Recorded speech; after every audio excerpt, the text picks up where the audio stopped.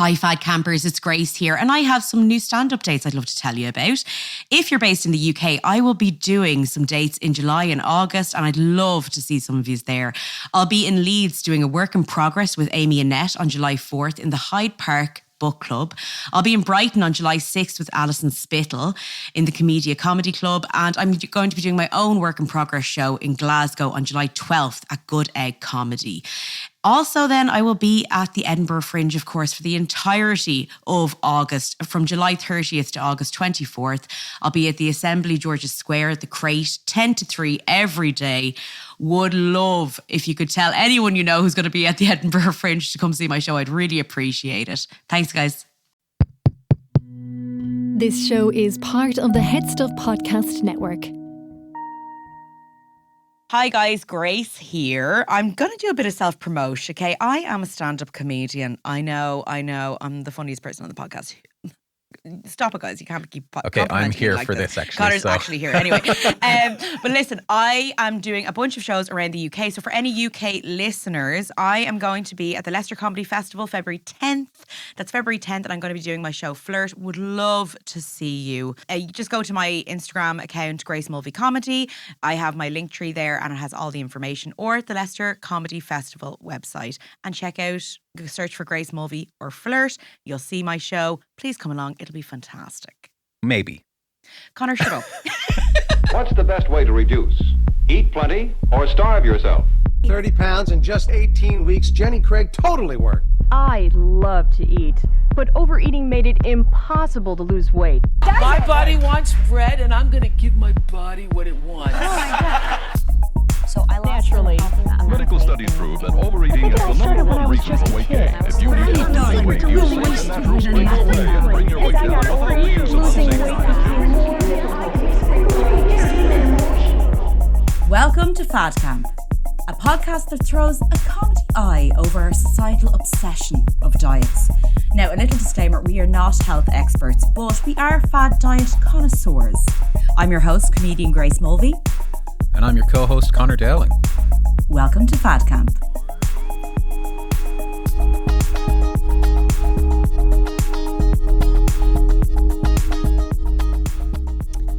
Hello and welcome to a new episode of Fad Camp. Connor, how are you getting on? Amazing. Excited. I'm here, ready to receive what you're putting forth into the world.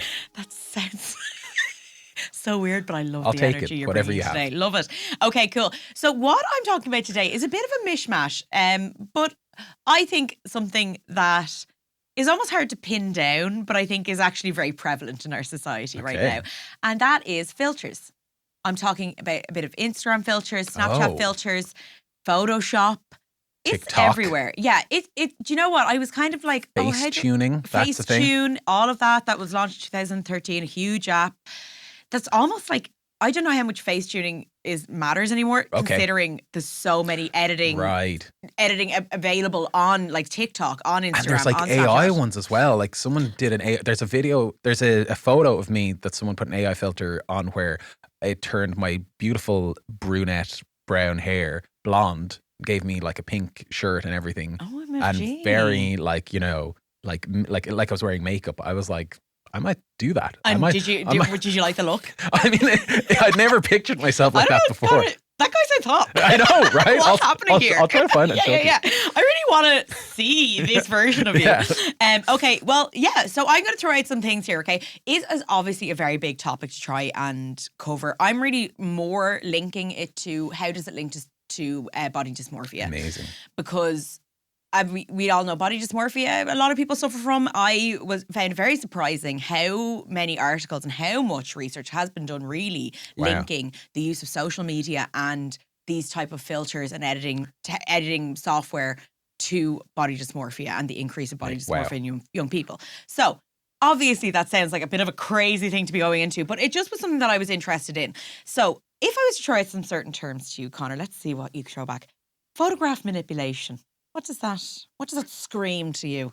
Like manipulating the way a photo looks. Yeah, exactly. To how you want it to look. Or we use the term photoshopping, which is very funny to me, but actually photo manipulation goes back to essentially since the photograph was invented. Wow. Like, basically since the moment humans could photograph each other, we were like, hey, I want to make you look better. Wow, Yeah. interesting. It's not a new concept really, but obviously it's now become like a massive craze because of social media.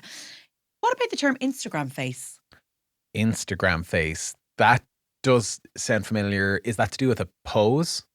No, it's to do with the fact that people, and in general, are finding that people on it because of Instagram are kind of sort of looking the same. People are starting to look the same because of Instagram, because of probably what they want as the Instagram face. On the images or in real life? Both. Because I have heard about people, and maybe this is something that you mentioned, about people who are using filters to look a certain way and then going and getting cosmetic surgery to replicate that. That's exactly it. You'll start to notice now, I'm going to go into obviously a bit research on it and anecdotes about it, but you'll start to notice that influencers are starting to look the same. Wow. All right. There is a face now called kind of the modern face, the 2024 face now. Like people are starting to look the same. Do I have it? No. Damn. No, you do. Well, I don't know. Maybe that blonde Connor photo. It probably does. No, I think I've noticed it certainly with a lot of I think more influencers and famous people or actors. Like I've saying and performers. I'm not an influencer. I have no influence. Of no you fame. You have yet to influence me. Damn. No, you're. I think you're a massive influencer within the fad camp. Yes. So I need. You're going to tell me. Basically, this episode is you telling me what I need to do. Yeah. I'm like to be more socially acceptable. Here's a list of cosmetic procedures I think are needed in order to make us influencers. Okay, amazing. Then the Snapchat dysphoria. Yes, I have heard about that. You've heard about that? Okay, interesting. I hadn't heard about that before I started this. That just kept coming up. It's basically body dysmorphia and Snapchat dysmorphia. But it's because it's obviously very linked to a social media app because Snapchat tends to be used more by younger people. But listen, I'm going to go straight into it. I wanted to throw those at you just to keep in mind. Now, photograph manipulation, what I found so funny about this, when I started the research on photoshopping, I just assumed photoshopping was the phrase that we used for editing photos. Okay. But Photoshop is named after the platform Photoshop. Adobe Photoshop. Okay, yeah. That's how it became a verb. So the term Photoshop, photoshopped, photoshopping derived from Adobe Photoshop. Photoshop was created in 1988 by brothers Thomas and John Knoll. The software was originally developed in 1987 by the brothers and then was sold to Adobe Systems in 1988. So even the fact that it's 88, that's the year I was born. Don't try and age me, but that's the year I was born. I was like, I again thought of Photoshop and these editing systems as quite more modern than that. Do you know what I mean? Like this seems like quite far away. Have probably made it into the public kind of conversation because it was created for a specific film. Right. For a film because they needed the software to help them with part of the graphics for a film. Oh, gas. And then, so that would have been Photoshop 1, but now on the laptop, you'd have Photoshop 20 or something. I don't know what version it's at now. Yeah. But it's gone over the years and probably did only make it into the public conversation 10, 15 years ago. Well, you can imagine that it was really the media started using it. Right. Fashion magazines started using it probably yes. in the 90s. Yes, exactly. But it's only then come into the hands of the public in the last decade. Public users, yeah. And then to Photoshop something, you can, Photoshop something on a different app or software that isn't Photoshop. Yes, that isn't the brand name. Because that's the brand name yes, of it's it's like the Hoover or vacuum now at this stage, I guess. Hoover? What's a Hoover? No, Dyson is what I would consider the... What? A Dyson... Are you joking me? Dyson Hoover. So do you say, I'm going to go Dyson my house? No, but... Oh, I get what you mean. Sorry. I was like, the Dyson is the best Hoover. No, anyway. Yeah, right. So that's what I'm saying. It's you would Photoshop a picture with any software that has those abilities, but it comes from the actual software called Photoshop. You would Dyson your images to look enticing online. I'm going to Dyson my house. That's a new phrase. Dyson. By the way, we have I would love if Dyson were paying us for this this free advertisement. But photo manipulation really is what we're talking about. Yes. It's not photoshopping, which is just the term we use. But photo manipulation, it involves transforming or altering a photograph, okay? Now, photo manipulation is not a new thing, as I said before. Depending on the application and intent, some photo manipulations are considered an art form. Okay, because they involve the creation of unique images, or kind of signature expressions of art by Right. the by the photographic artist. Okay, for example, Ansel Adams, who was an American landscape photographer. I'd never heard of him. Had you heard of him? You had. He's a big deal, is he? Yeah. All right, that's hilarious. It's be like, have you heard of Cher? He used Red filters. like dark room exposure techniques, darkening, dodging lighting for photographs, and he was active in like 1921 was when his first photographs came out. So like again, this isn't photo manipulation is not a new thing, but I think we consider it a new thing. Other techniques include airbrushing, double exposure, the use of retouching with ink or paint, and that's obviously when Photoshop was born. But photo manipulation dates back to some of the earliest photographs captured on glass and tin plates in the 19th century. The practice began not long after the creation of the first photograph in 1825. It's been used to deceive viewers or improve storytelling or self-expression. As early as the American Civil War, photographs were published as engravings based on more than one negative. In 1960, a photograph of the politician John Calhoun was manipulated and his body was used in another photograph with the head of the President of the United States, Abraham Lincoln. Wow. So that's what I mean about like, that's 1860, right? And it's new technology at the time that you could really trick a lot of people with that, you know. Now before, like, again, retouching or photo manipulation has been used for propaganda purposes. In politics, Joseph Stalin made use of this. On May 5th, 1920, his predecessor, Vladimir Lenin, held a speech for Soviet troops that Lenin Trotsky attended. Stalin had Trotsky retouched out of the photograph to show that he, like, in no way supported his predecessor. So I find that very interesting. In 1982, National Geographic caused controversy because they altered the image that made two Egyptian pyramids appear closer together than they actually were in the original photograph. The incident triggered a debate of appropriateness of falsifying an image, and the National Geographic said we no longer use that technology to manipulate elements of a photo. It was interesting. They said we wouldn't repeat that mistake today. So another incident that I find very, very interesting, right? And I just want to, this obviously is coming now much closer to where we are in modern times. Other photo manipulation in journalism, one such incident occurred in early 2005 after Martha Stewart was released from prison. Okay, Newsweek used a photograph of Martha's face on the body of a much slimmer woman for their cover. Newsweek, right? Wow. Suggesting that Stewart had lost weight while in prison. Speaking about the incident... This is Johnny Calhoun all over again. Speaking about the incident in an interview, Lynn Stately, assisting managing editor at Newsweek, said, and I quote, "The piece that we commissioned was intended to show Martha as she would be, not necessarily as she is." That's very... I don't understand what logic that means. Who has anything to gain from that other than her self-image or something that she's like, I want to seem that I look... But from what I can tell, Martha Stewart didn't have anything to do with that cover. Like it's her being released from prison. I don't think she particularly wanted it. What would inspire them to do that? It's just, that's what I mean though. It's very interesting how like these debates have been going on. Like say like you're talking in the 1980s that National Geographic moved the pyramids together. For what reason? I don't know. That we're still having these debates today. Like they're not kind of you know what I mean? Like we're still not deciding, well, actually, what is the ethics behind retouching a photograph? Yeah. But anyway, obviously the world of glamour photography is one specific industry that heavily involved photo manipulation. Yeah. Okay.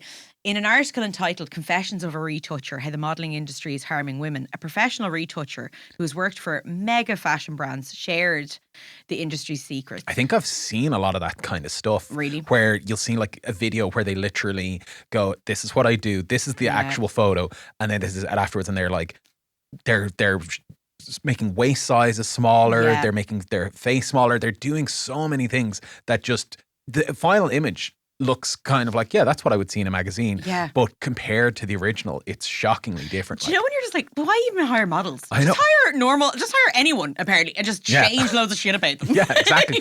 And that's been going on for years. Yeah.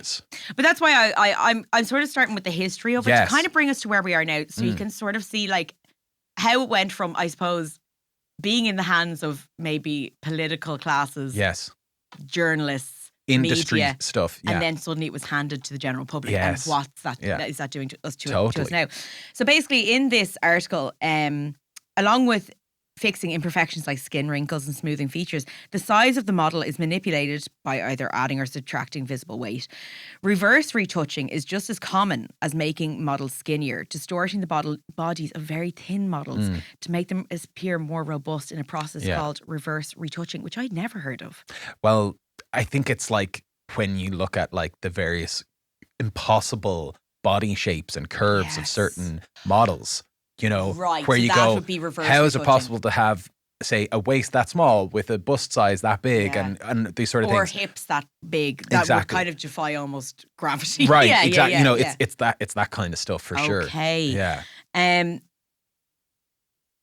It's almost, in this, they're saying it's almost worse than making someone slimmer because the image claims you can be at an unhealthy weight and still look healthy. Yeah. Now, they're using these terms healthy, unhealthy. Right, I don't love them, but sure, listen. Sure.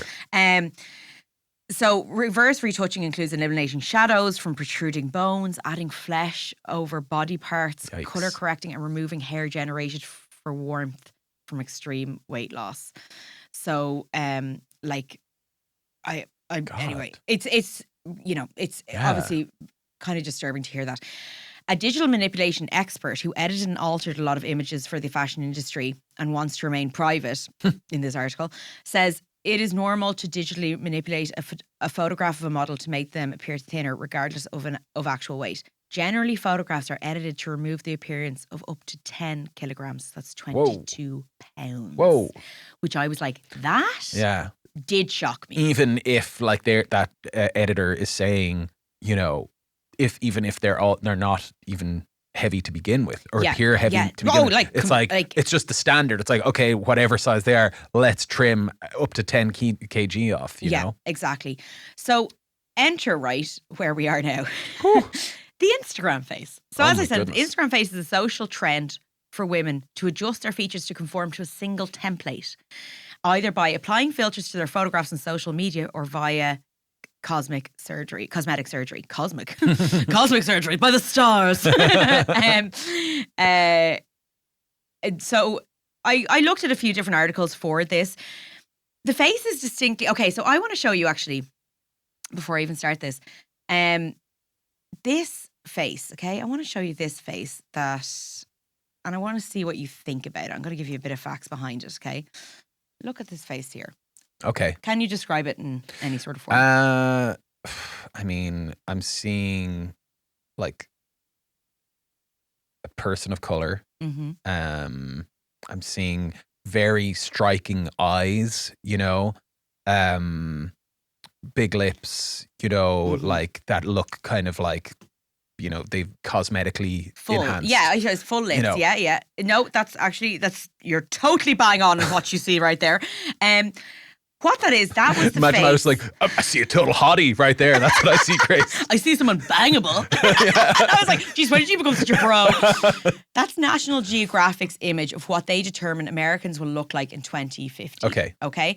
So obviously that's, you know, a guess. They're putting a composite together. But what that is it's a face that they say is white, but kind of ambiguously ethnic. Yeah. It suggests, it's almost what the future would be like if it was a direct descendant of Kim Kardashian, Bella Hadid. Oh my goodness. Kendall Jenner. Okay, it's a young face. Wow. Poreless skin, as you can Right, see. okay. Plump, high cheekbones, cat-like eyes, which you said striking eyes. Yeah. Almost long, cartoonish lashes, a small, neat nose, and full, lush lips. And Okay. that really is what the Instagram face is. And what the Instagram face is kind of essentially Kim Kardashian. Right. That's okay. what people would say is the Instagram face. God. Now, that's not exactly. Kimmy strikes again. She's got a lot to answer for. She's got a lot in to terms of the answer old for. female self-image.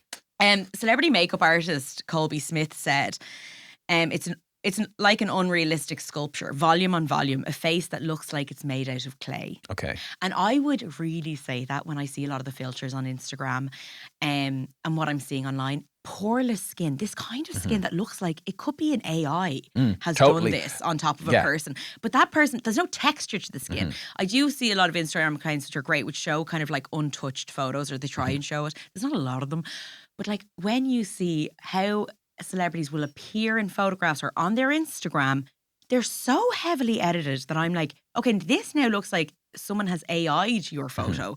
There's no texture to the skin. There's not a pore out of place. And like, that's not how anyone can look in real life. Absolutely. And, it's made it not only into the editing processing technology, like the filters and the Photoshop and all of that, it's made it into the cameras now as well. So when you take a photo with your phone, you will, sometimes, I don't know if everyone's phone is the same. I have the Google Pixel 8 Pro. It's the first good phone I've ever had in my life. So I'm going to shout about it. Thank you.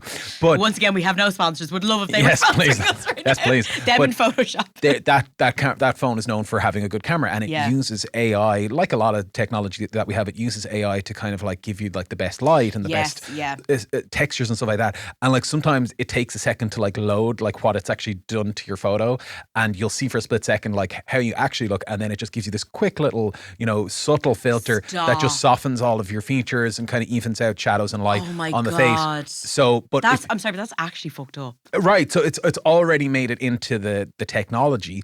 And I have been in situations because, I do a lot of work as a photographer, and I'll take like photos of people, and sometimes you'll send someone a photo that's like nice photo of them, decent lighting. They look really well in it. And the professional cameras and the professional lenses that are different to camera phones, they're so sharp. And people aren't used to seeing the harshness of how sharp an actual like professional camera is. So they'll get the photo and they'll be like, oh, can you like soften that down? And you'll actually be removing in like Photoshop or Adobe Lightroom, you'll be removing sharpness from the photo, removing noise, which gives more of an effect of pores on the skin, and overall kind of just like making the person look a little bit, Oh, like I've done a ton of like retouching, like on photos and stuff like that, like whitening teeth, softening skin, making eyes pop and stuff as well. Like, and like you do sort of start to see it a bit more. But I think a lot of the aim of it when you're doing it is subtlety. You don't want to like completely like soften someone's face to the point that they don't have no definition whatsoever. But when I see the apps and stuff like that, when you see on Instagram, when I see some of the celebrities, I'm like, lads, it's cartoonish. It's like it, and I think part of it is like, part of our ability to recognize people, like it's an evolutionary thing. I look at your face and I can tell if you're my friend or if you mean me harm. There's all of these kind of various what cues. Can you tell right now? I can, but when we look at processed images, even if we might not necessarily know what's wrong with it, or we've never heard of Photoshop before, part of our kind of like animal brain goes, something's not right here. It's uncanny. It goes into this kind of uncanny valley, and it's basically saying, not human, maybe a threat, like, so that's where the subtlety factor comes in. When you're actually applying these things, you're doing just enough to make it seem still like. But would you think that then what our phones are doing now might actually be changing that? Like our ability to actually even see, like, because I'm sorry, but if you keep seeing those images again and again, like if now the standard is a subtle filter, what? Absolutely. You're adding filters on filters on filters. Point. So then I think it messes with your head. I want to, a few actually anecdotal before I go back into kind of like the statistics and like, because as you can see, how is this going to lead to body dysmorphia? Like it's the only kind of one way you can.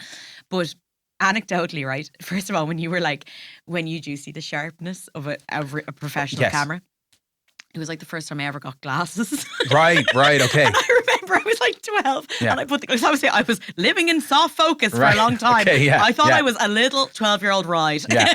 And then I put the glass on, I was like, oh my God, I have a mustache. Oh my God. I was like, everything was too, I could see every pore, I could see everything. But also yesterday, just say before we were recording this, I was getting new. I keep saying it's like I'm saying nude, but it's new professional comedy shots done. Okay? In the nude to get ready for some different comedy, folks, from me. No, but like my OnlyFans page is just pure comedy. But anyway, I'm joking, I don't have one. But anyway, listen, I got them done, and I just remember the photographer showing me, and a fantastic photographer showing me the picture, and again I was like, oh no, that's too sharp for me. Exactly. And she was like, oh no, don't worry, I'm going to be like, I'm going to be taking it down, or I'm going to be adding lights, like this is like some of them are darkened and they haven't been done. Right. Yes. But I was like, it was a shock. And that's the thing. A lot of those cameras and even like TVs and stuff as well that are like 4K, like super HDR resolution and stuff like that. It's sharper than the human eye. You know what I mean? Yeah, like it is. It's that like makes me feel so much better about even the clips we Yes. release on Instagram. Right. I find very triggering. totally like look, lighting and the angle and you know how you're actually looking on the day. Those things do play a factor, but like there's a harshness to the digital cameras that are out there. And like just to nerd out on that for a second, like a lot of the films that we watched growing up were shot on film. You know, so like actors like. You know, the film celluloid actually added this kind of like texture and grain and quality to it that made movie stars pop in a certain kind of way that's really hard to put your finger on. But we need to use, because we shoot on digital like these days, because it's like basically cheaper, you know, we use a lot of that like processing in post-production, the color correction and stuff like that to, you know, like not make things look so harsh. Like a big thing that will happen is for like makeup artists who work on their first like 4K production. Yeah. They'll see on the monitor, they'll be like, oh my God, I've accidentally caked the actor in makeup because the camera is just picking up like all of this stuff that to the human eye, you're like, no, they look okay. And then the camera's like, oh my God. So it's subtlety, Okay, you know? okay. That's interesting. But I wanted to add one more thing actually, because I do think the use of filters is so messing with the way we perceive each other. And there's this whole thing now about your perception of how you look online versus how you are in real life. And people even like, you know, dating apps and stuff like that being like, oh my God, do I look like my pictures? Because we know now a bit more about posing. We know selfies, how to make ourselves look good and not look good, but like, do you know what I mean? So then we're like, oh God, if I show up, how? And actually because I'm a single girly out in the dates, it is sometimes you are like, oh, you look different. And it's not even intentional. It's just the way we photograph is so different now and the filters and stuff. But my brother has allowed me to tell the story because I think it's really interesting. My brother, older than me, just want to say that. But like, he's not really on social media. Okay. Good for him. Not a social media guy. Good for him. He live, laugh, life, love. He lives in some cave somewhere. I don't know. Anyway, he was telling me today that he has 2 porcelain teeth, right? He had like a little accident years ago and his teeth were knocked out and he had to get porcelain That's teeth kind of gangster. Gangster, babe. I wanted him to get a grill. He wouldn't do it. Yeah. Anyway, so those teeth don't change colour. Okay. They stay the white colour that they are, okay? So he went to his dentist and he was like, oh, I just feel like my teeth are yellowing and I'd love to maybe get it whitened. And what do you think? And the dentist is like, no, your teeth haven't changed colour since you came, like you've been going to that same dentist for years. And Dan was like, oh, like, or he said like, oh, like, I'm afraid they're not matching. And he goes, no, they're all matching. And then he was like, oh, so maybe my porcelain teeth must have yellowed. And he goes, no. Your teeth have not changed colour. You are probably just looking at filters online and seeing people whiten their teeth and think that's normal and think that's the standard. And normal, whatever. But like, you think your teeth have yellowed. They actually haven't. Just other people are whitening theirs more. And I was like... So it's by comparison. Yeah. But if that can even infiltrate his mind... Totally. A guy who's not even on social media, that's crazy, but he's obviously somehow getting these photos. Because he has a phone. Like, you know what I mean? He's not Amish. He's not out building a barn somewhere. Well, maybe that's the solution. Maybe that's the solution. Okay. But that was interesting to me that I was like, okay, it's even this beauty standard is infiltrating someone who would never even consider this stuff before. So, as I mentioned, that celebrity makeup artist went on to say, I think 95% of the most followed people on Instagram use Facetune easily. And I would say that 95% of these people have also had some sort of cosmetic procedure. You can see things getting trendy, like everyone's getting brow lifts via Botox now. Kylie Jenner didn't used to have that sort of space around her eyelids. Now she does. So the ideal of feminine beauty, basically, you know, has throughout time only been met through painful processes of physical manipulation. Okay. Through even at time there was the kind of tiny feet in Imperial China. That was a very physically painful. What a time that was to be alive. What a time. To, you know, wasp waists in the 19th Wasp waist, like very cinched in waist. Oh, like the Victorian kind of corset. In 19th century Europe. Madness. But contemporary systems of continual visual self-broadcasting, which is reality TV and social media, have created new disciplines of continual visual self-improvement. Yeah. So a lot of this as well can also be a personal source of potential profit. You know what I mean? Like, especially for young women in regards to the way your body. Instagram announced that would be, at one point Instagram announced, right, it would be removing all effects associated from plastic surgery from its filter arsenal. But that means this appears to mean all effects explicitly associated with plastic surgery, such as one called Plastica or Fix Me. So those are specific filters that'd be like, okay, this is what would happen if you use plastic surgery on your face. But they haven't gotten rid of filters that just add to your face. Do you know what I mean? Right, Like, yeah, but also even just Instagram, Snapchat aside, people are using other apps, third-party apps, well, absolutely, exactly, like Facetune or and even I actually would say this, because that article I think came out in like 2019, how things have changed even from when that article came out. And do you know, because I just want to add TikTok, I was like, so this makes no, because TikTok wasn't around at the time. The bold glamour filter on TikTok, isn't it one of the biggest filters going? And that is basically just adding like what would it be like if you had kind of lip filler, or you know what I mean, like that sort of thing. So like I'm like, and that adds, and people use that, and like there's a little, it might give you a little notification on the bottom left, but it's not massive, and you'll just people will just have that on, and you'll just be like, okay, that's how they look. That's Do you know so what I mean? interesting. Yeah, that is super interesting. And you know what I think is kind of a more recent culprit for this self-broadcasting, self-image issue is the pandemic. absolutely. When we were all on Zoom, and every time you were talking to a person, you were also looking at an image of yourself. Yeah, that was Zoom dysmorphia, as you said, okay? Weirdly, the comedian Trevor Noah did a segment on The Daily Show about Zoom dysmorphia. And it's the phenomenon of people falling out of love with their own faces because they have to look at them with such frequency this was particularly during the pandemic with the work from home Zoom meetings. Noah said humans didn't evolve to see their own faces all the time. When we hang out with other people in the wild, we're not incessantly looking at our own reflection. Now we see ourselves constantly at work, on social media, and in the mirror. People are going to plastic surgeries to request to look like they're filtered selfies. Totally. They want to replicate in real life the distorted, airbrushed internet versions of themselves. That I found that almost so incredibly like, because weirdly, I was like, I love the way I look on Zoom. Just look, but that's an angle. Right, okay. And you know, I now take away the self view on Zoom. Okay. Because I was talking to myself constantly. Right, I was never looking at the person. You're like Narcissus staring at your own reflection in the pond. Totally. And I'm going to mention that exact story again, but like, that's totally true. Like, and I just found that really interesting, where I was like, I was like, am I listening to the people? Oh, totally. That are talking to me? Because I'm continually looking at myself. Again, another anecdote from my photography work. Let's say I'm taking a group photo of people, right? And I think it's a great photo. I love it. And I show it to the group. I go, right guys, here's a photo. And I look at everyone who's looking at it. And what are they looking at? Themselves. They are just looking at their own self, going, oh, I thought I was standing a bit straighter in that photo. I thought my face looked a little, more narrow. I thought whatever. Yeah. And I'm standing there going, this is fine. You all look the way you look. You all actually look pretty damn good. But none of them are looking at the overall image or looking at anyone else in the image.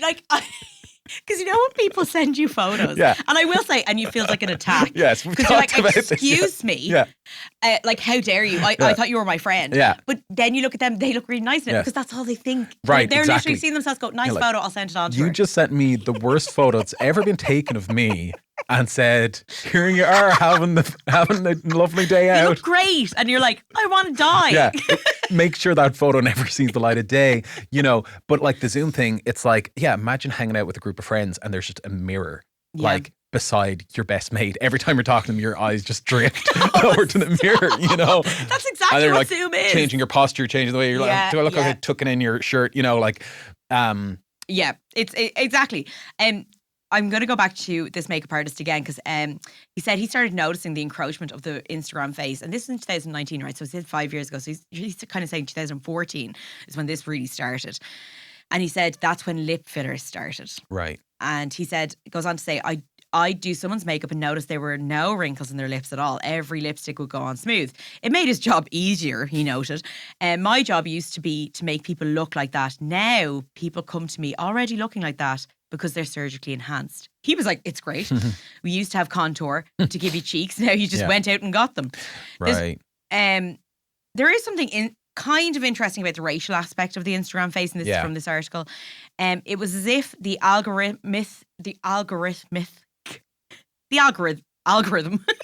tendency to flatten everything into a composite of the greatest hits had resulted in a beauty ideal that favoured white women, capable of manufacturing a look of ruthless exoticism. Okay, so. And that's kind of what we saw with the National Geographic image. Exactly. So Smith, the beauty artist, the celebrity beauty artist, went on to say, he's like, we're talking about an overly tan skin tone, a South Asian influence with the brows and eye shape, an African-American influence with the lips, and a Caucasian influence with the nose, a cheek structure that is predominantly Native American and Middle Eastern. Oh my God. Like that's what I mean though about this Instagram face. I am noticing that. But, that's mental. You know, at the same time, we're still dealing with the marginalization of people of color and all of these communities, you know, especially online. You know, it's like, so have all of those qualities without actually being that, and then you're good to go. But that's what's so funny. It's like that's come on. What they're saying is like, white women should look like this. They should take a piece of everything, and then no one from those other communities get to benefit from it either. Like, it's such a weird. That's what I mean. Like, it's so. There's only so many ways you can say that's fucked. It's twisted. It is twisted. Yeah. In this article as well, the journalist went to a cosmetic surgeon, okay, and was like, did basically what a lot of people are doing now when they go to cosmetic surgeons. She went and showed the surgeon one of her filtered Snapchat photos, right, and was like, I want to look like this. He glanced at it, nodded, and said, let me show you what we could do. And he took a photo of my face on his phone, projected it onto a TV screen, and said, he says, I like to use Facetune, and then just started dragging and tapping. Oh my God. So that's exactly what it is. Like, people going in and going, I want to look like this filter. It's like bringing a picture of a celebrity's haircut to the hairdresser and going, can you do something like that? Except with the face. That's mad. Except with the face. That's mad. Colby Smith, again, this makeup artist, said Kim Kardashian West is basically the patient zero for the Instagram face. Ultimately, the goal is always to look like Kim, he said. Kim Kardashian, who has inspired countless cosmetically altered doppelgangers, insists she hasn't had major plastic surgery. According to her, it's all Botox, fillers and makeup. But she also hasn't tried to hide how her appearance has changed. In 2015, she published a coffee table book of selfies called Selfish, which begins when she is beautiful the way a human is beautiful and ends when she's beautiful in the manner of a kind of computer animation. And this is in the article. That's how it refers to. Wow. You know what I think is interesting as well? It's like, because when I personally, in terms of my, say, like what I'm attracted to when I look at a picture of somebody, I personally have never been attracted to the over cosmetic surgery kind of look, right? Yeah. In fact, I think that's kind of part of my animal brain kicking in, going, there's something off here, there's something unnatural, right? But that's my preference. There may be many people who they love the look. Who love that, right? For sure. But I think a lot of that idea that this is what I need to look like comes from people themselves, right? And I think it's like we're talking about, this is something that, let's face it, is affecting women more than it's affecting men. And I think it's a lot of women thinking, oh, I need to look this way because of all of the pressures and all of the influences and stuff like that. But I don't think there's many guys going, oh, would you have all of these other features enhanced? Ticked off. And I think I have a similar kind of thought around what guys do, because guys are like, I have to be as big and muscly as possible. But there are women who are like, oh, that's the kind of thing I like. But most women, like I would talk to, are like, oh, I don't really like that. Timothy Chalamet is very good looking. and it's guys being like big, like, muscly, there's strong. So many women who are like, oh, Alan Rickman was just the biggest writer. Right, exactly. Like, do you know what I mean? Like, it's never. So it's coming from within. It's coming from men thinking, this is what I need to do to look as, you know, ultimately attractive as possible. Isn't it funny though? And I always think, like, what does it come down to? Because it is that thing, because I have it as well. Like, you know, I'm always like, okay, it's like you want to alter yourself so you can be as attractive to the most amount of people at any one time. And it is like, well, that's never going to happen. Never. That's actually never going to happen. Because even celebrities who people tell me are gorgeous, some I do find really attractive. And some I'm like, I actually don't see it. Like, I you know what I mean? Sure. So you can never please everyone. So it's this weird thing where it's like, I feel it as well with aging that I'm like, have I made the most of my looks as I'm aging? Oh, And I'm God. like, what a weird. I genuinely said this last night to myself after I got those photos. Oh my God. I know. That's And I'm a person. hard to hear. Like, Yeah. as to hear about you, but also to think about myself and go, oh my God, have I made the most of my looks? But that's what I mean, though. It's like, have you optimized your attractiveness? Ouch. And that is now being taken to the next level of not only can you optimize your natural attractiveness, you almost, and I quote unquote, should be doing other things to even optimize it more. And I think that's what people are doing. Like people who I would never have guessed, like and don't even look like they've gotten Botox or fillers or anything, are like, yeah, I got them because I just feel like I was, showing my age or whatever reason they want to do it. They want to feel fresh. Again, they can do whatever they want. Good for them. But like, I'm like, oh, like I almost feel like I'm like, oh, should I be? Like that's the question that comes up because no one's pressuring you to do it. Like the people who are going out and getting Botox and fillers, they're doing it for their own happiness, I hope. And I hope they're happy doing it, whatever choice they're making. But like, then I go, well, should I be optimizing? Okay, but like, and you know what I mean? That's what I mean. Absolutely. It's because I put up things on Instagram all the time. And obviously I'm a comedian. I'm an actor. I want to look good, but I'm also like, it's hopefully entertaining. The first thing, it should be entertaining and funny. So like, it's not about my looks, but I'm a woman. And I'm like, I find it very hard to look at myself on videos and on stages sweating and not be like, oh, I should look better. I should get my sweat glands removed. Yeah, exactly. But you know what I mean? Like that's I'm sweating on stage. Thanks for mentioning it, Connor. No, but you know what I mean? Like it is hard because I'm like, oh, should I get that double chin? All this sort of stuff because I'm not seeing other people look like that online. And I'm like, am I not putting on enough filter? What am I doing that's wrong? And then at the same time, I'm like, well, also it should be funny. Like what I'm out there to do is entertain people. So like my looks should be further down the line in terms of the content I'm putting out. Absolutely. But it unfortunately, because of the way algorithms work, it does favor a certain look. Right. Yeah. And that's then I'm like, oh God, what do I need to be doing? Okay, well, there is a solution. Yeah. Add the filters. No, right. Yeah. If you can Photoshop an image to look like 10% better, like I'm saying, the subtlety factor, without going and getting surgery, without like physically altering your face in a crazy way, that seems to be like, why do we need both? Well, the problem is because then people see photos of themselves now that the filters are almost. And you're right, because TikTok, I don't know if it still does this, but like at one point when I was recording TikTok, it would instantly put a filter on without asking me. I'd have to take it off. Oh, okay, interesting. So then what you're seeing straight away is a certain version of yourself. And then when you see the real version, that's the stark. And then people, because a lot of people I notice go, when they see videos of themselves or pictures, I didn't know I looked like that. It is causing dysmorphia in yourself because you can't see yourself properly. And I see that. I do. I'm just saying that if we are then trying to remedy that dysmorphia or dysphoria by going and getting the surgery, what is the surgery for? Because is it so you can then look better in photos? That you're going to put filters on anyway? You know what I mean? That's exactly it. But I think for some people it's like, I want to look better in real life, but then also they're like, but I want to look better in the photo. Like it's such a weird thing. Like if you really think about it, it's like, what? So when I'm like hanging out with my family, like that they can see that I have no wrinkles on my face, like, like. I know it's not as simple as that, but like it's just to try to deconstruct it a little bit and go like. No question. What gets me is like, because I'm thankful that we've now people can be more open about what they get done and stuff, because why hide it? There shouldn't be shame. You know what I mean? Like, but at the same time, there's also questioning what's going on. What is driving this? But also, I don't think we have to question too much. It's the fact that we have been handed the like before it used to be when I was growing up, I used to remember all these articles that would be like celebrities in magazines, they're photoshopped and, people like, we should stop this Photoshop. I do remember those articles being like, it's giving women unrealistic beauty standards. Now that's on our phone. We're doing it to ourselves. And now celebrities are doing it kind of openly. But like so openly, but then not openly.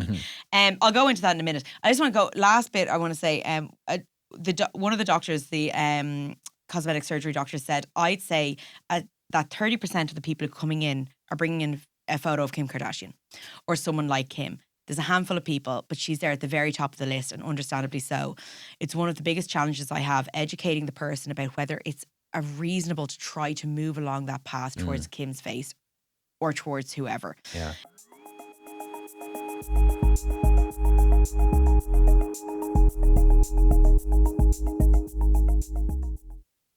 Hello, my name is Dave Coffey and I'm the host of Phoning It In, the hilarious improvised phone-in show. It's like Joe Duffy's Live Line, except we make it all up on the spot.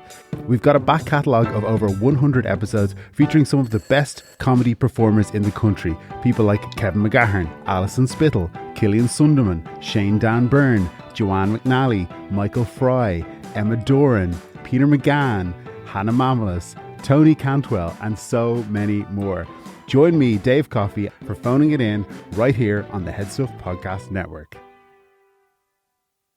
Hey guys, hope you're enjoying the episode. If you want to hear more bonus exclusive content for Fad Camp, make sure to log on to Headstuff Plus, and for as little as $5 a month, you can support our show and other shows on the Headstuff Podcast Network and hear exclusive content from Fad Camp. That's bonus episodes, photos, videos. It's a really good time, so we hope to see you there. Now, back to the show. And a magazine called Shame Magazine recently demonstrated, in blunt terms, they posted about how Instagram, because I mentioned this before, kind of favors the Instagram face. The algorithm favors this, okay? Because of the almost that Kim Kardashian effect. So Shame Magazine recently demonstrated this. They posted 2 images of naked women standing in the sea with their arms around one another. In one version, their waists had been made smaller, their bums larger and rounder. In the other, they were undoctored. The altered version got more likes, and therefore, as a result of Instagram's algorithm, was shown to more people. Mm-hmm. So, okay. So that's the Instagram face. Listen, what a time to be alive. I wanted to talk a little bit about then what happens with body dysmorphia, or what's happening with body dysmorphia from this. I think not a direct link, like obviously body dysmorphia has been around for a long time, as I will show you here. If you don't know what body dysmorphia disorder or body dysmorphia is a mental health condition where a person spends a lot of time worrying about their flaws and their appearance. These flaws are often unnoticeable to others. People of any age can have body dysmorphia, but it's most common in teenagers and young adults. Body dysmorphia was first described by an Italian psychiatrist, Enrico Morsilli. I hope I got that right. I think you did, yeah. It was described as dysmorphobia. It's dysmorphin time. Sorry, I couldn't help myself. Okay. In 1891. Ooh. Okay. The term was derived from the word dysmorphia, a Greek word meaning missapenness or ugliness. Oh. Yeah. Dysmorphia first appeared in the history of... It's not a pretty word. Yes. Yeah. In the history of Herodotus, referring to the myth of the ugliest girl in Sparta. Okay. But I wanted to just mention Enrico Morsilli. I just want to show you how he described it. Okay. So he noticed it, at first as a term, and he Can I ask you, will you do the accent while you tell us how he described it? Okay. So he's talking about his kind of like standard patient for this, okay? So he goes, they all wanted the Kim Kardashian. The Botox, the fillers. Okay. If we have any Italian listeners, I apologize. We're so sorry. Okay. We're so sorry. So his standard patient, he fears having the nose developing a compressed, flattened forehead and a ridiculous nose and crooked legs. Oh my God. So a ridiculous nose and crooked legs. So he's constantly peers in the mirror, feels his forehead, measures the length of his nose, examines the tiniest defects in his skin, and measures the proportions of his trunk and straightness of his limbs. Trunk, I imagine, is sort of like bum. Okay. But this is the thing that I'm like, 1891. The same things are what we're worrying about. Totes. The nose, the forehead, measuring of the forehead. I mean, the amount of times when I was a kid, I used to do like, do I have a 5-finger forehead, a 4-finger forehead? Really? Is that a thing? Oh my God, are you joking? I don't know. Okay. You got a 5. No, that's 4. No, okay, that's 4. You have small forehead privilege. So were people like doing this when oh they're my God, when I was, are you joking? When I was like a kid, I'd be like, do I have a 5-finger forehead? No, I don't. I don't know, is that a thing? Like, Connor, that is so a thing. I wish I had someone here to be like, I don't know what happy childhood you had, but the rest of us were measuring foreheads, okay? That wasn't part of it. There were other things for sure. You know what I've noticed when I watch a lot of movies is like some actors have like a really large gap between their top lip and their nose. Oh. It's like you could project a movie there, but apparently that's like a sign of like, aesthetically pleasing looks. Oh, and I've got a small gap. I know, I've got a small, my little tiny pencil mustache. I've got a little John Waters mustache. Oh my God. I thought we were aesthetically pleasing. I know. Teens and young adults who use social media constantly compare their faces and bodies to snaps of other peers and celebrities. So that's kind of what's happening now. Like obviously back in the day when we were teenagers, long ago. Yeah. there was like 5 photographs and we would just cycle But them it's and go, so true, this like, one or this one. You would have very few photographs Yeah. of you, of your friends. Yeah. Or like, guys, okay, if there's any Gen Z listening, we'd have to bring a camera, a physical camera out with us and then wait at the end of the night through the digital photos before people had to get them developed. Can I tell you something real quick? A little factoid Mm-hmm. about photos in the digital age. Something like 1.8 billion photos are uploaded to the internet every day, right? Fuck off. That, Sorry. that is more images than were created in the entire world before the internet existed. Per day. Per day. Because think of how many people are in the world. That's too many photos. And if people are uploading 1, 10, 50 photos themselves, like it's going to add up. But that's more than was created in the entire world But see, that's before what I the mean. internet. Look at then young people and teens. Yes. Like you kind of have no out here. No. Like you are constantly bombarded with imagery. More images that we saw, and like probably more images than I saw by the age I was 21. Oh, you know what I mean? For sure. 100%. So they're More photos of yourself. How many photos of Yes. you existed before social media? T bleeding G. You could not a probably, lot. like probably less than 100, right? Yeah. Yeah. Now on your phone, thousands of photos. Yeah. Thousands. And that's just the ones you've taken of yourself, Yeah. right? That's mental. It's navel gazing. And no, but now they're comparing themselves to their own filtered images. Right? So if you think about it, that teenagers and young adults are comparing themselves to their own filtered images, that the filters they're putting on themselves with bigger eyes, with the massive one, the bigger eyes thing, right? yeah. And cosmetic surgeons are being like, we can't do that in real Oh life. my goodness, yeah. Fuller lips and smoother skin. Researchers say that this ongoing focus on unrealistic beauty standards is one of the reasons why social media has become linked to depression, narcissism, and self-esteem issues, and now to Snapchat dysmorphia. Essentially, young people with Snapchat dysmorphia experience a sense of disconnection between how they really look and who they really are in the images they share to the world. Studies show a clear link between negative body image and social media use. According to a survey by Common Sense Media, 35% of teenagers who are active on social media report worrying about people tagging them in unattractive photos. Right, yeah. 27% report being stressed out about how their selfies look, and 22% report feeling bad about themselves when nobody likes their photos. A study of 100 7th grade girls. What age would that be? 7th grade is just, so 8th grade is 12, so 7th grade 11, is like right. 11. So potentially 11 years. Or, sorry, 7th is 12. Okay, Yeah. there's some Americans listening to this. I know, It's 12, you idiot. Yeah, I know, yeah. So a study of 100 7th grade girls, so about 11 or 12, found that those who regularly shared selfies had more dissatisfaction with their bodies. Moreover, those who manipulated the photos using filters had higher levels of body and eating related concerns. Yeah. They shouldn't even have to be, thinking about that stuff, dealing with that stuff, but it's just so rampant that it must be so hard to avoid, you know? Seeking unnecessary and unrealistic cosmetic procedures in fact supports a diagnosis of body dysmorphia present in 2% of the population. Dr. Neelim Vasi, co-author of the American article that linked body dysmorphia to selfie dysmorphia, says further study is needed to establish whether intensive selfie taking could trigger body dysmorphia, but it does resemble one of the main 4 diagnostic criteria.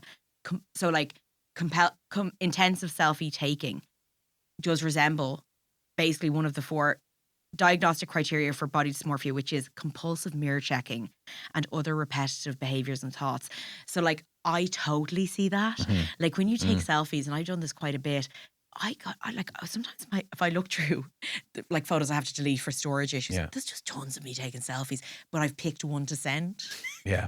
But I've kept the Oh, other. yeah, I'm like, yeah. that's me, Yeah. a 30 woman, a 30 something woman, right? You may have said the year of your birth. Oh, earlier in the whatever. episode, People can work it out. People can work it out. People can follow the clues. But they won't be able to tell because I'll put so many filters on my photographs, folks. The onset tends to occur in adolescence, though people with the condition may not seek help for 10 years. So even though body dysmorphia potentially starts to happen in your teens, people don't actually get any help for the next 10 years. The general rule, says Professor David Veal, a consultant psychiatrist in South London, says, you can think about your appearance for an hour a day before it becomes a disorder. Okay. But for a diagnosis, it will be accompanied by significant distress or inability to function normally. Okay. People with body dysmorphia take selfies because they are convinced that they are hideous. Oh. In 2014, then 19-year-old Danny Bowman from Northumberland in the UK was reported to be Britain's first selfie addict after being interviewed about his experience with body dysmorphia. His problems had begun 4 years before when he was rejected by a modelling agency at the same time as he was being bullied at his new school and on Facebook. For me, he said, it was the confirmation that I did look ugly. He was soon spending hours before a mirror, slathering himself in acne cream and moisturiser and monitoring a steady stream of selfies for real-time improvement. After 3 months, he dropped out of school and the selfie taking increased to hundreds a day. He said, I was trying to see some gradual improvement and take the photo that I was pleased with. And I was just trying to get that relief and I couldn't get it. There wasn't a perfect photo. There isn't a perfect photo. After 6 months of being housebound, consumed by his daily rituals, a little, I suppose, warning here. This does mention suicide now. He did try to kill himself. He said a lot of people say looking at themselves in the mirror probably makes them feel insecure. But imagine scanning through 200 pictures a day. I was exhausted. I felt like there was no way out. His mother, like his father, a mental health professional, found him in time and he was diagnosed with body dysmorphia. Part of his 12-week treatment involved restricting access to his phone. Yeah, like, I mean, even if you think of the example I was giving of when I'm like, say, taking a group shot of people, right?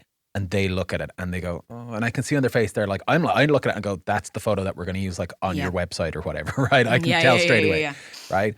And I see their face going like, no, if they're like, no, I absolutely hate that, let's do it again and I want to change the angle, you know, that's obviously fine. But ultimately people look at it and they have a hard time accepting that this is a nice photo of me. In that situation, the photographer takes the camera away, takes the photos away, processes them, you know, does the little subtle bits of editing and stuff like that, you know, to kind of fix the photographer's own mistakes and stuff like that, make it look as nice as possible, and then sends them a few to choose from. And that's kind of the end of it. But what we've done is we've given that professional camera and ability to every single person in the world at every age and stage of their life.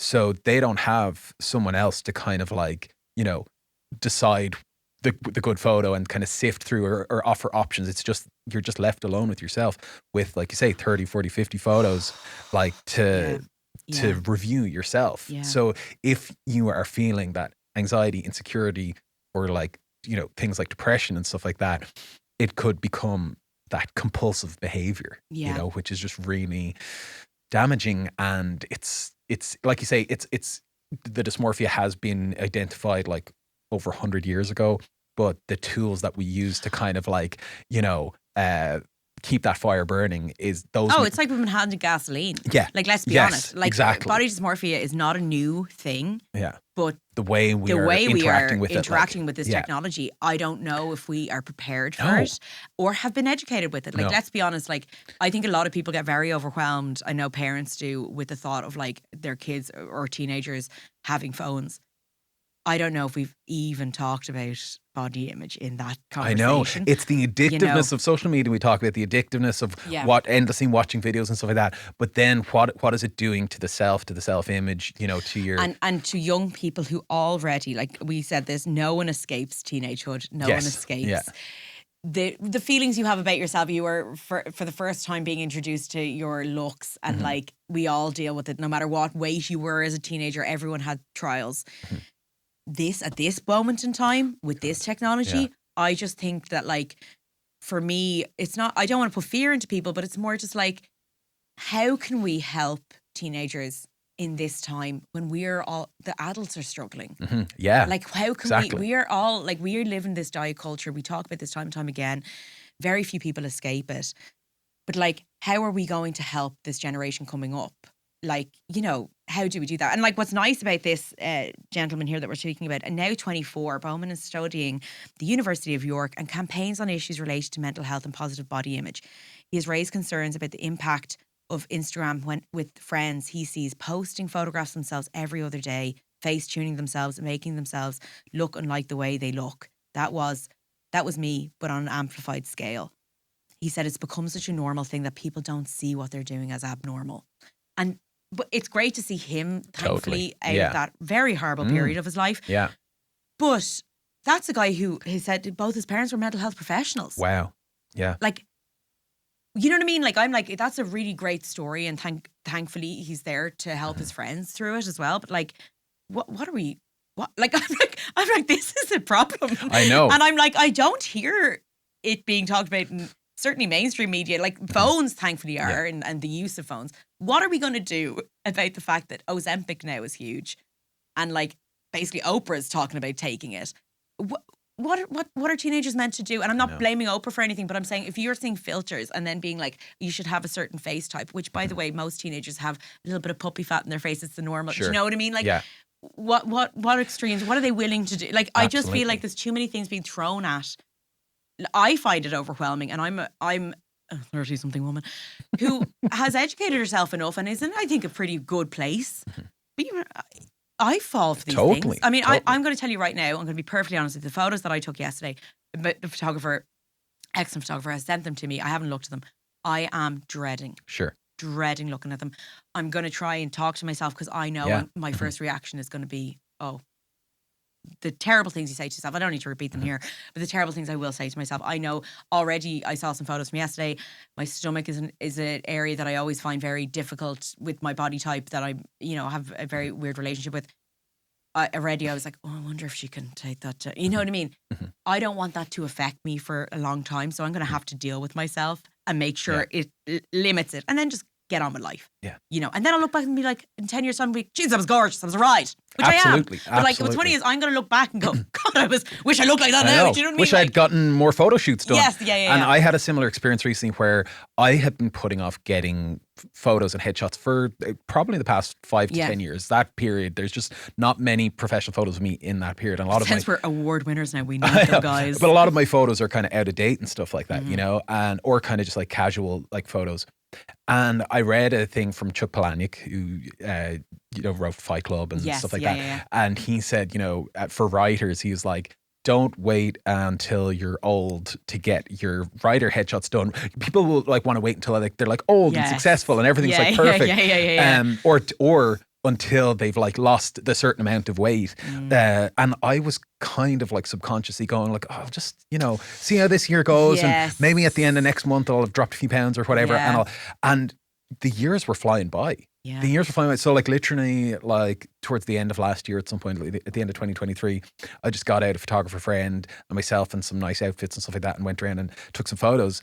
And there's a ton that you're like, oh God, I hate the way I look there. I can't stand that. And the negative self-talk and all that. And then you kind of come out with a handful that, like in 5 or 10 years time, you're like, oh, thank God I did those. Because some people, I would argue, go their entire 20s or 30s hiding from cameras, and then there's no record of their existence. Yeah. Yeah. I do you know what's funny that you even say that? Because like I've looked back on some videos of me doing stand-up now. I will say a lot of the images and videos I get back from stand-up are recorded and photographed by male comedians who don't think twice and send them to me, and I'm like, oh, I'm sorry. Do you hate me? Like, they're like porn shots. They're so close to my face. Okay. And I now look back on a few years ago and go, jeez, I look great. Right. Because I'm just like younger and I'm like, oh my God, like, you know what I mean? But at the time I remember bullying myself. So take the photograph. Get those photos done now. And like, I just want to say as well, because you were saying a lot about like how overwhelming the problem seems to be and what are we going to do? What are young people going to do?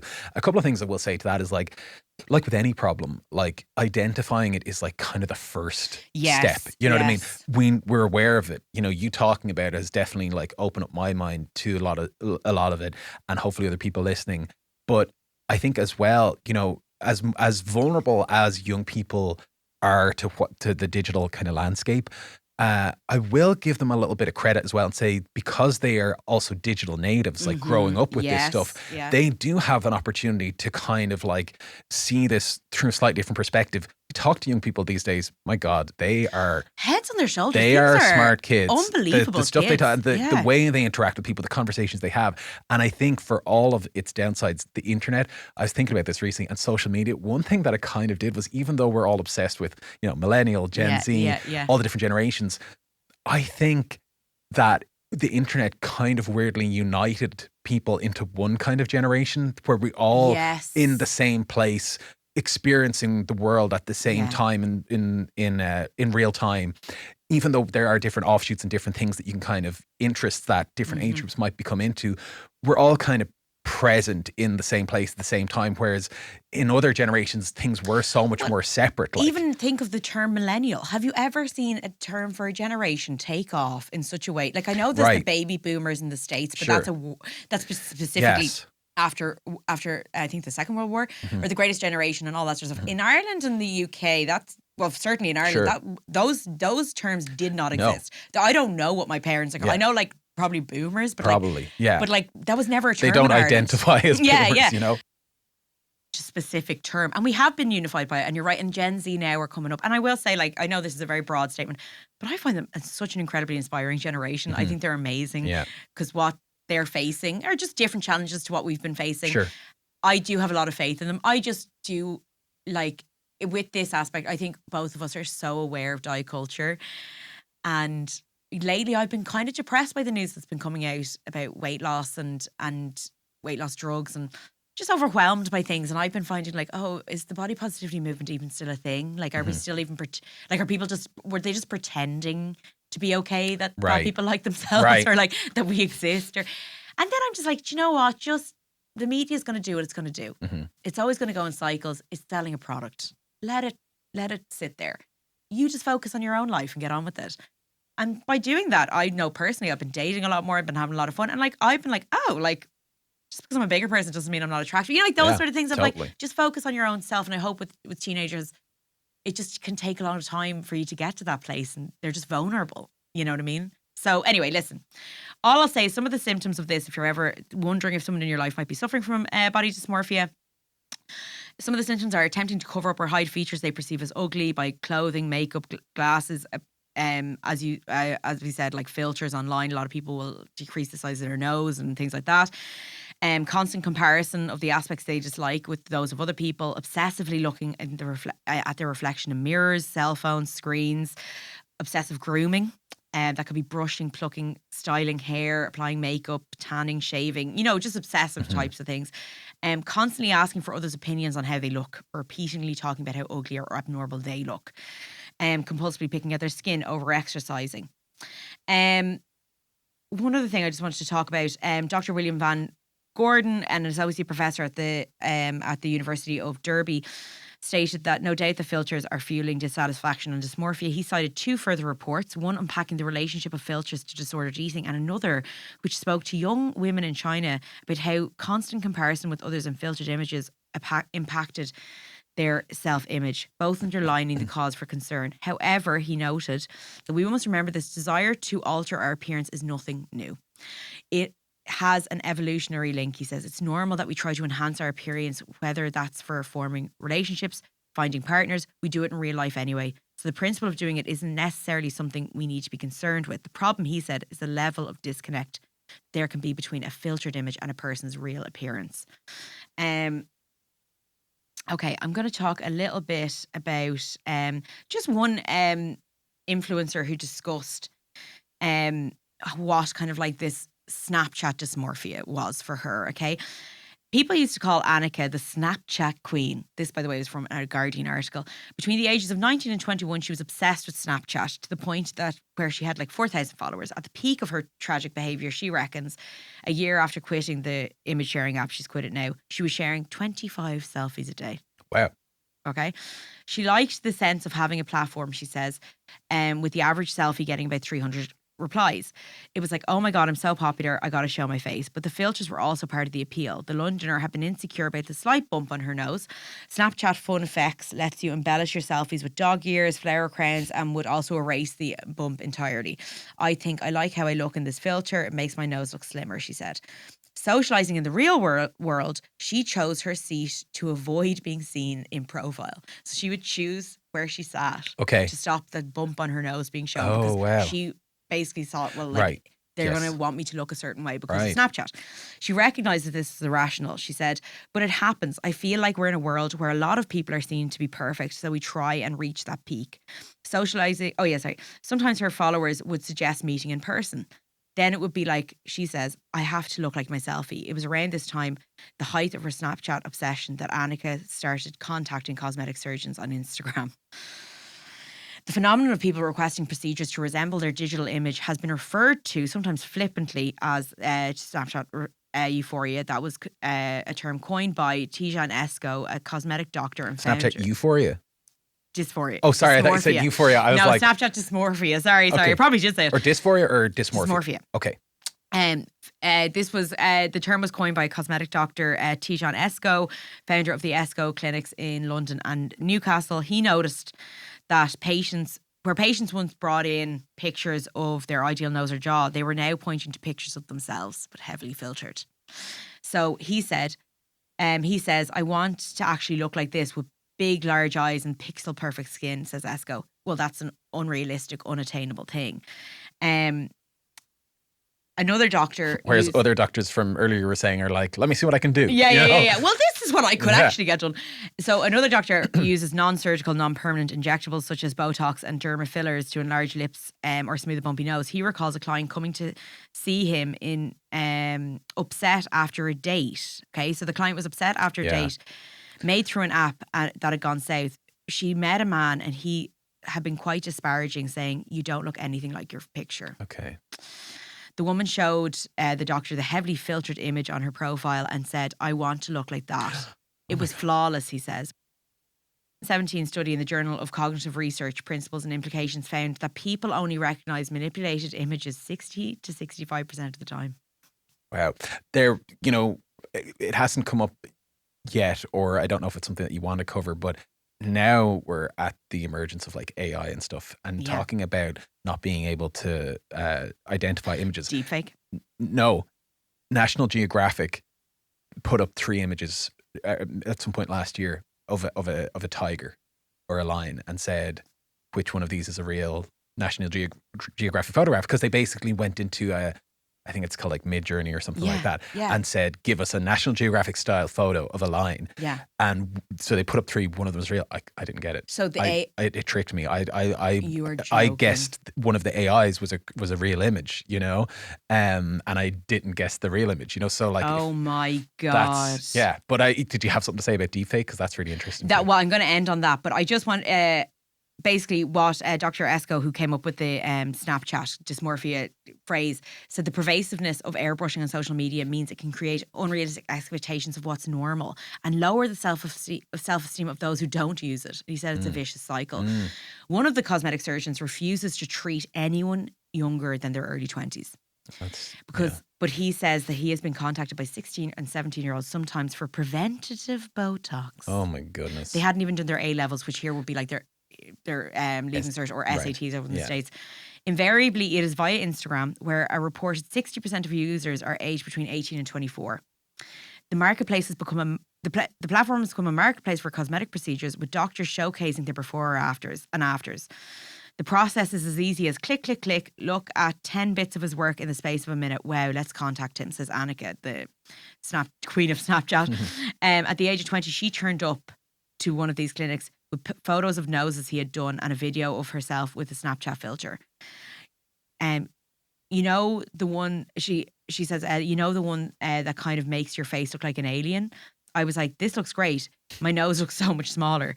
The doctor was like, this is not going to happen with filler. She laughs. He told me to come back with my mum. Yeah. Mm-hmm. So, listen, that was just kind of like an anecdote. It was at one point, right, Superdrug, which began offering Botox. Superdrug is like Boots here. It's basically like Walgreens. It's just like massive kind of like CVS. Yeah, CVS. Sorry, has offered Botox. Has agreed to introduce mental health screening for people seeking Botox. Right. Following criticism from the NHS for not conducting medically responsible checks. Like that to me, like that's a massive shop, like a store or whatever, offering Botox. Like of course they have to do some sort of you know what I mean? Like I just feel like I see now Botox being offered in like such a way that it's like it feels really like it's casual or something. It's kind of crossed over almost like into the wellness industry, like where it's like you'll go to a place that offers like multivitamin like IV drips and stuff like that, and Botox and facial peels and stuff like that you're like, oh wow, I thought this was like something that you needed to do like in a kind of more of a medical kind of like setting. I want someone to sit down with me and talk before I do this. Basically, you asked earlier, right? Why are people using all these filters? Why are people getting the cosmetic? Why they do surgery? that? Why they do that? When the American Academy of Facial Plastic and Reconstructive Surgery surveyed its members in 2017, 55% of surgeons said patients' motivation was to look better in selfies. Yeah. And that was up 13% from 2016. Okay. Yeah. So, It's we want to it's look just a cycle. good. Yeah. There's an obsessive taking of selfies has been called, like, there's a range of motivations from seeking social status to shaking off depressive thoughts. Yeah. Okay. And guess what? If you get all of the cosmetic surgery in the world, best doctors there are, all the money you have to look the way you look when you get a selfie, it is still possible to get a bad photograph of you. Oh, It absolutely. is still possible to do it from a bad angle or bad lighting or there's certain kind of day, so like, that's why I'm saying, like, save yourself the heartbreak of all of the, the physical like reconstruction that goes on and all of that. Like, But what kills me is that basically what the cosmetic surgeons are saying, like, these filters, we can't even recreate this. Yeah, You can't of do, like, course. you can't make Of someone's course. skin look No. alien, essentially, or AI in real life. Yeah. Like, because the celebrities, again, they have textured skin. Like, in real life, they don't look like that. One of these cosmetic surgeons say the first thing that any of these filters do is give you a beautiful complexion. Your laugh lines from the nose to mouth aren't existent. That's not a human face. No one doesn't have those laugh lines. You can see them in kids. He said you can see them in children. Yeah. And yet, clients still request their removal or of the tear trough, basically the groove down the inner corners of the eyes. People want bigger eyes. But again, and he was like, that's just not possible. Again, when, I was talking before about like how our kind of primitive brain perceives people's faces, like there is a school of thought that says that as you age, right, there's an attractiveness and a trustworthiness to a face that has the character of having lived, laughed, cried, had stress and aged. So those laughter lines signify to the other person, like, oh, that person's a bit of a laugh. They've had a nice life. They've, oh, they've got a bit of a like wrinkles from where they stress. And it's not even happening on a subconscious level. It's such a primitive kind of thing. Yeah. So what are we doing? We're erasing all of our signs of kind of like that we've lived, that we've experienced things, you know? And anyway, listen, I looked up kind of like Photoshop fails of celebrities, right? And there was a list of like 30 and like nearly everyone, like the people like Beyonce, Mariah Carey, like loads of people have been like basically, the way in the background you'll see like the carpet looks kind of squiggly, like it's because they've taken in their hips or taken out whatever, to enhance a shape. You'll notice in the back of the wall, like certainly like a pattern suddenly looks squiggly in the back. That looks weird. It was like 30 examples. I think about over half of them were Kardashians. Right. There's a lot of Kardashians. So in fairness, I'm not going to but it's just the fact that like, What I found interesting was in the UK, Conservative MP Dr. Luke Evans proposed a new law which would ban celebrities from posting doctored images without declaring that they've been modified. Now, that was interesting to me because the way now with Instagram, if you have an ad, if you have been sponsored, you have to put ad, hashtag ad straight away so people know it's an ad. Oh my God. And I think we all agree that that's a better system. Yeah. Actually, could that be something that would be interesting That'd to go, be very this has been photoshopped? Yeah. Like, you just have to put it These in. images have been doctored. Yeah, so that people might know. It mightn't change much, but at least you would know. Anyway, the last thing is, I suppose, where does this go? We mentioned deepfake. I don't want to end on such a kind of scary thing. Dystopian note. Dystopian. But yeah, deepfake is something. It was a term coined in 2017 to refer to real images and videos generated with deep learning techniques. The alterations can be created for entertainment purposes, but also kind of for spreading disinformation. There's a very famous video of Zelensky. No, not in. I thought the one I saw for the first time was Tom Cruise. I remember a Tom Cruise video that was so weirdly real, and I was like, I can't believe that's been there. Well, I see. It's kind of full circle to what you've been talking about with the photo manipulation for political purposes and for propaganda purposes. There was a deepfake video that Russia created of Zelensky, the Prime Minister of Ukraine, like last year, and it was like, basically you get an actor that's a similar kind of build, and then the software basically just picks the face, almost like that movie Face Off, if anyone's ever seen it. Incredible movie Face Off. Amazing movie. And then, you know, you add in like a voice actor, but now like with AI, you can kind of like replicate people's voices and stuff like that as well. So there's lots of telltale kind of signs. Yeah. And like, you know, but it will get to the point where it'll be harder and harder to. Well, I was wondering what would happen with deepfake if it became more again into our hands, and like, you know, I suppose at some point it is going to be more used on possibly apps and stuff. I found one research. It wasn't like I just give you actual Kim Kardashian face, and then you go to the exactly. cosmetic surgeon. Look at me and be like, there. Just do this. See, this is me, but I have her face. I found one research paper kind of that they did with a number of women. Now, I wasn't very comprehensive, but basically a lot of them found themselves more attractive as their deep faked self that was being shown. Right. I just want to say, Headstuff Plus, if you want more bonus content and to support the show, please get to Headstuff Plus, and you know, for as little as €5 a month, you'll be able to get free bonus content from all of the Headstuff shows, including Fad Camp, merch discounts, freebies. We have mugs. We're looking into tote bags, ad-free listening, and listen, it's a great time. So please head over to Headstuff Plus. Grace, this is the photo I mentioned earlier, where I experimented with, I think it was an AI face tuning type app, and you said it sounded like really like hot version of me. I think you said it sounded like a hotter version of me, which No, I I'm just took saying, a little bit of offense. I didn't say hot version of you. I said, this sounds hot, Connor. Okay. So we're going to put this photo on You're already Headstuff hot, Plus. Connor, okay? Thank Is that you, okay? Grace. Yeah, Thank so you. you were fishing. Thank you. But we're going to put this photo on our Headstuff Plus so people can enjoy it. Our exclusive subscribers. But Grace, here you go.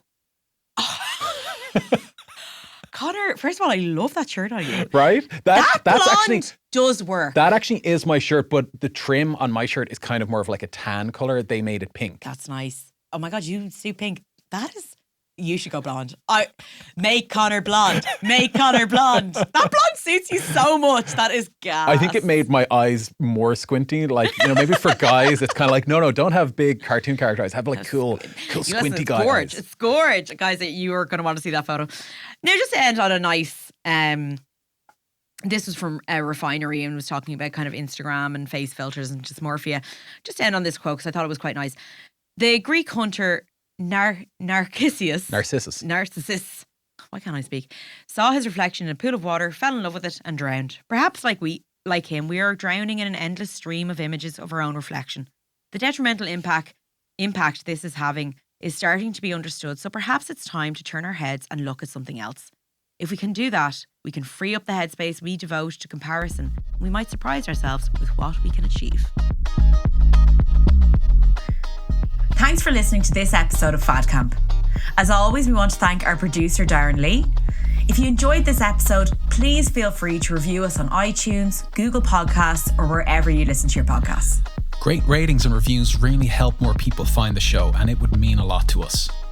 Make sure to share the episodes with friends and family or on your social media. Every listen helps.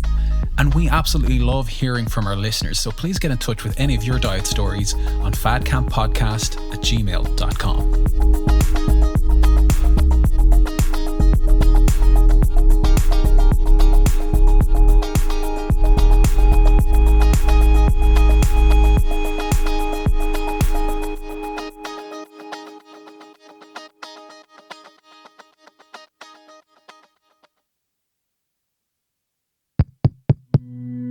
This show is part of the Headstuff Podcast Network, a hub for the creative and the curious. Shows are produced in association with Headstuff and the Podcast Studios Dublin. Find out more or become a member at headstuffpodcasts.com.